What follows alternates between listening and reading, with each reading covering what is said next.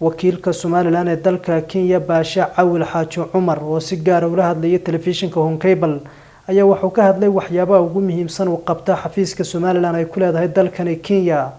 waxaana uu tilmaamay in waxyaabo badan ay u qabsoomeen intuu joogay xafiiska oo ay ka mid tahay sii xoojinta xiriirka Somaliland iyo Kenya guud ahaan waxay runtii ka kooban tahay oran kartaa 3 ama 4 waaxood oo qaybood ayaan runtii xoog ka saarnaa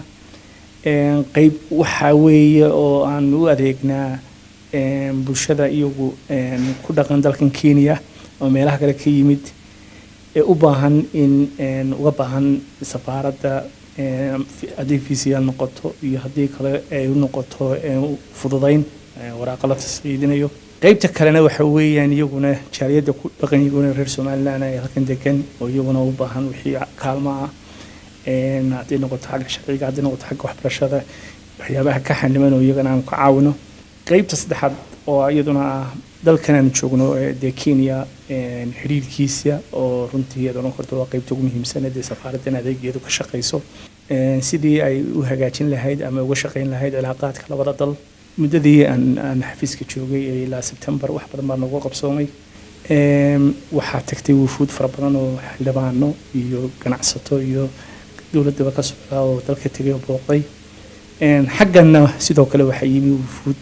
ka socota Somaliland dhammaan kulamadaasina runtii waxa ay qayb ka ahaayeen oo ay door weyn ka qaybqaateen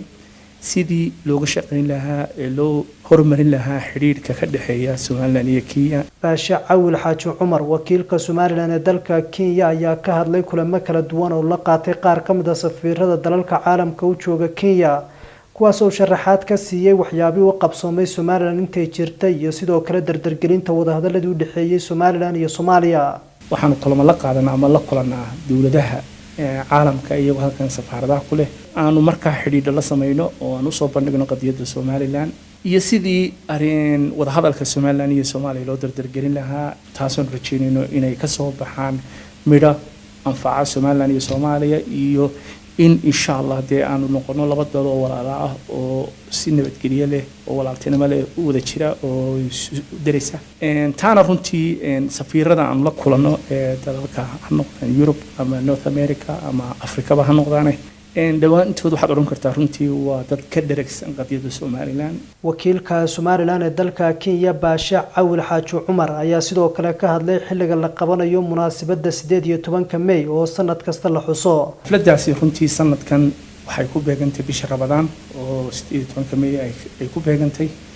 waxaana xukuumadda Jamhuuriyadda Somaliland wada qorshe ay doonayso inay barnaamijkaasi waqtigii la qaban lahaa oo maadaama Ramadaantu ku beegmid lagu duwi lahaa waqti lagu soo jaanqooyo maaragtay la isla qaato guddi baanu madaxweynaha Jamhuuriyadda Somaliland u magacaabay waxaan insha Allah ka rajaynaynaa guddida inay waqtiga na soo siiyaan